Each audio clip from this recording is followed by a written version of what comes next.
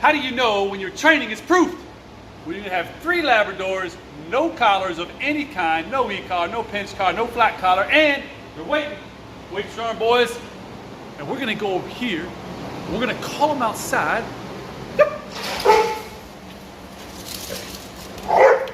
Oh yeah. And no collars. Better be nice. Now I'll show you why they're barking.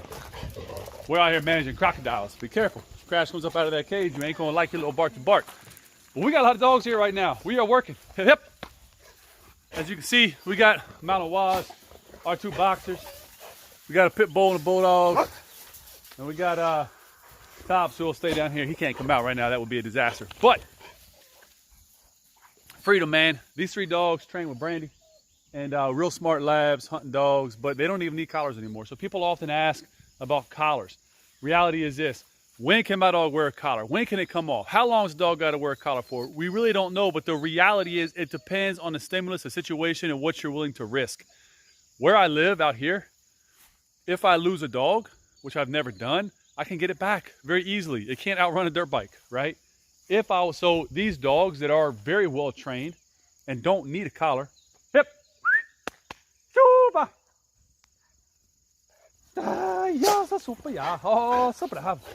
okay, so again, they'll recall quickly just on verbal. And if I lose one, which I won't do, never has happened, I could get them back. They also live on a farm. They're fine. But let's just say we were going to switch it up and have these dogs loose like this in a high stimulus urban environment. Then their collars should be on, right? What are you willing to risk? What are you willing to gain? Do the ends justify the means? These are all questions you have to ask yourself about. Does my dog need an e-collar on at that time? Anyway, rolling. Got these 3 lug nuts behind me. Oh, my boy, yeah. Got a bunch of lug heads over here. We got my boy right here. I see ya. Yeah, boy. Rocky. He's an ass at times. But yeah, man. That's something to think about. We get asked that question often about e-collars. Does my dog need an e-collar his whole life? I don't know. Does your dog need to wear a collar at all his whole life? Does my dog need a leash? I don't know. Depends where you are. You're on private property. You're on public property, etc. Let's go. Got this new female here. She peed over there, and you can tell everybody gets concerned about it. Look at this, like little piranhas. And then right here, girls are watching, seeing what's going on. Another day at Ridgeside K9. It's kind of crazy, man. I haven't had dogs here like this in a long time. 6 months to a year, maybe. And now we back. We full. We're full up. Not for too long, though. Deal with the chaos. Get the dogs back, and then back to normal. Sunday fun day, baby. Heading over to a client's house real quick. Pretty close. It's just taking forever. I'm having to take back roads on back roads on back roads to avoid winery traffic. I'm all about small business, and I chose to live in an area that's surrounded by wineries, so I really can't complain. However, Saturday and Sundays, man, the prime season right now is a pain in the ass, and I mean a pain in the ass. Luckily for me, there's a couple little local roads that have road closed signs on them. Little secret, they ain't closed. So you can take those road closed signs and go around them and then slide through the cut through and beat the traffic. Takes a little bit longer because I got my normal back roads I got to traverse, and I got to cut over this side of the mountain, but it avoids all the damn winery traffic, which is critical. A little 1 mile stretch can take like 20 minutes sometimes. It's out of control. Anyway, get this day rolling. Alrighty, we are here on the outskirts of Purcellville on a beautiful estate. We're gonna go in here and lend a little helping hand to some clients that need a little helping hand. Everybody needs a little hand sometimes. And get this done and then get back on the road. All right, guys, we are in the bellows of Lori's home, in the basement of the back room with her indoor kennel. And what you see now is gonna be all fixed up. Supposedly someone, and I don't know who that was, told her to put this carpet and linoleum in the kennel for all her German Shepherds. It was not me. She continues to say that, but it was not. So we're gonna help fix it. Give us a couple minutes and poof, it's gonna be awesome. All right, guys, been working. These mats, look at them. Lori has 4 or 5? 5. 5 German Shepherds. Worker, where's she at? Right there, worker bee. But, took apart the kennels, put them back, got the mats in, cooking with gasoline. And if you come to Lori's house uninvited, you got multi-layers of shepherds creeping. Good girls. That's a good girls. Just got home, go back and rip with these dogs out here. Man, I swear to God, my wife does this just to piss me off. It's all good. She just likes to park right next to the house. She got all the room to park over there. She's supposed to park on that side, but she chooses to park here. Ugh. Ain't gonna park there if I put that car in the damn pasture. Yee, yee. Get back to driving old minivan. Anyway, I got so much to do around this place, man. It's just, the place is falling apart. The chicken run is overgrown. It's all good. And it's crazy, man. Anyway, get out, work these dogs, and give everybody a good break, and go from there. Whew. It's the back area. A lot to do. Keep the van back here a lot. I think I'm gonna run some dogs and then maybe go burn some trails up for a little bit, just for something different to do. What the hell is that over there? The gift behind these doors, it keeps on giving. Giving old Crash a little break. Crash got a little limp. I don't know what's going on with you. You step on something, dude? Hey. Nice having outdoor runs, man. So you have dogs outside. One dog's taking a break. Let's go. Come on. Gotta go check the back side of this fence line. Bring him along for the ride. You got a little limp, dude? Hey. Oh, you ain't going down on female dogs no more. Female dogs down there and little man's going a little crazy. Crash been bred a couple times, so he gets a little excited around his little females. Oh, it's out my boy. That's your good boys. That's my good boys. We brought this dog in the country, 10 weeks old, man, almost 3.5, 4 years ago. Pretty crazy when you think about it. Pretty crazy. He's a good dog. Stick your tongue in my nose. Disgusting. Okay.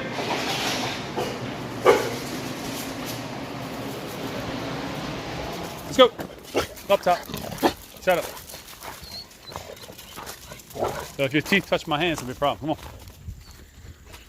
My boys. Dominance comes in all sizes, boys and girls. A little crazy boy right here. Let me tell you his story. This dog's got a unique little story. Good little story. Good little man, good little man, good little man. No fear, boy. Tail goes straight up. He sees some big male dogs, he'll go right up and pee in their face. It's so funny. All right, so here's my little boy. Check it out. Quiet. When this dog first came here a couple years ago, it had a couple bites. When I say a couple, quite a few. Chase kids, bite them, attack them. Nasty little dog. Behaviors had this dog hopped up on all kinds of medication. Told the owners the dog was untrainable. Put the dog to sleep. The dog should be put down immediately. Again, untrainable. All the stuff you hear. Pump them full of narcotics. Kill them. Put them down. Give them the needle. But whatever you do, don't train the dog. Never be trusted. Basically have no life. A couple years later, a little bit of professional training, clarity, communication, rules, boundaries, limitations. It's funny how that can work, man.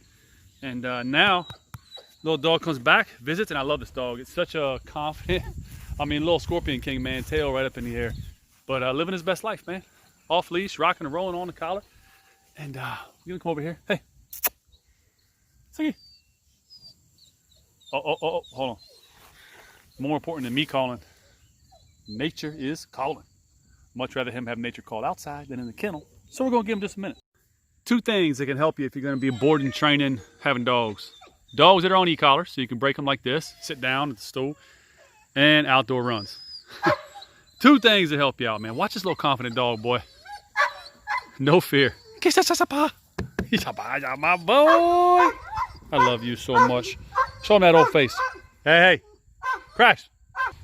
I start giving you love and everybody gets so jealous. So what happens is one dog gets to run, the other dogs wait, and then we swap them. We hot swap them. So dogs wait while the dogs run, but they all can kind of wait outside at the same time. I do love this dog, man. I got a thing for little dogs. I own 2 little dogs. Everybody knows that. I own some big dogs too, don't worry.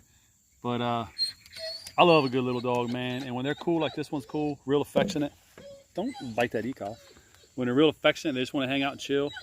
Nothing better. With that being said, quick plug. Oh shoot, I want to forget the name of it.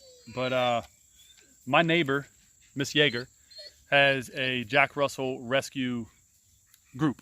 Jack Russell Terrier Rescue Group. It's like, it's a funny name. That's why I can never remember it. But anyway, if you want any little dogs like this, a lot of them got a little bite history, but we can get them trained up. And if you want Sugar Spice Rack Rescue, Sugar Spice Rescue, something like that.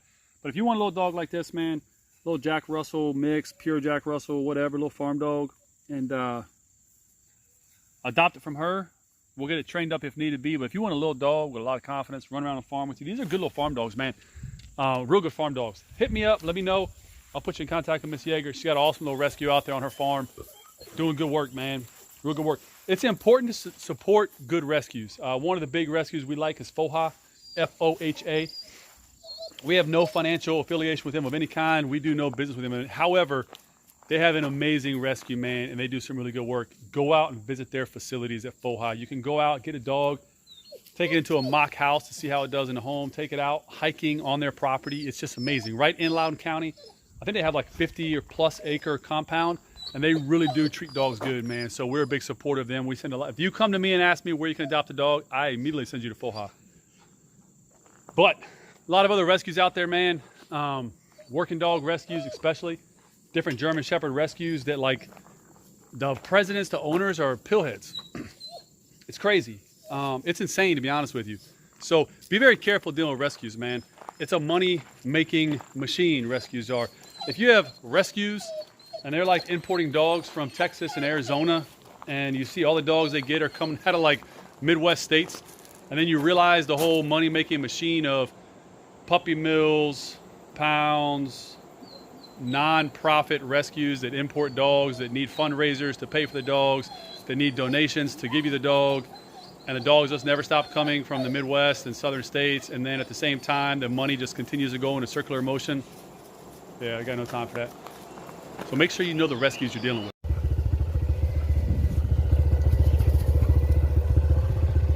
Getting that PT in, baby. Don't stop from me, Rocky. I got my hand on the brakes. Do a couple laps, give him a couple miles. So I run him like that a couple times a day. Now, check this out. If you look here close, look here, can I? You see any collars in this dog? No e-collars, no flat collars, no nothing. Here, what's that tell you? He's running at his own pace because he wants to. The female dogs are over there. That's one thing I do often with dogs when we run. I like them to run at their own pace. Uphills, downhills, laterals, left and right. A lot of uphill running at their own pace. He don't need an e-collar. This dog's highly trained. Now, if he was in public, again, going back to the first part of this video, if I were like bring him to Reston Town Center, one Loudoun, Middleburg, he's going to be on a damn e-collar, 100%. But this is my property. I can't lose him. He can't get away. So, and he doesn't want to. He wants to stay there and run. But it's great exercise, man. Getting him on them cutbacks and then switchbacks like that, it builds a dog and makes him hella strong. You would think we're wrapping this day up because it's late in the evening, but it's not. You should all be concerned because Colette is piloting the 2500 Cummins, 850 foot-pounds of torque. It's a problem. But in the back seat right here, we got Mr. Crash running him up to North Baltimore. And the reason I'm riding shotgun is because the laptop's right here and we got a lot of work to do. I'm really behind right now. I'm stressed, but it's all good, man. You got to take the day as it comes. So I'm the co-pilot. She's the pilot. Keep your eyes straight, please. Thank you.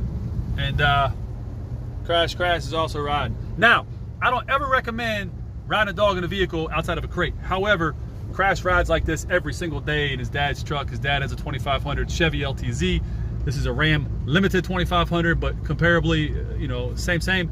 So he was used to riding like this. That's his blanket. He'll ride like that and just chill, man. He's a perfect dog, whatever. And because I actually kind of have a little bit of ownership in this dog, I would say I actually own him, but I'm just letting the actual owner have him. But if I were to crash or something like that and Crash got injured, I'm not worried about this owner suing me or something crazy. For a client's dog, you don't know, guys, word to the wise, crate the dog, secure the crates. They'll survive a crash like that, and it's a whole lot safer, keep you out of a lot of trouble.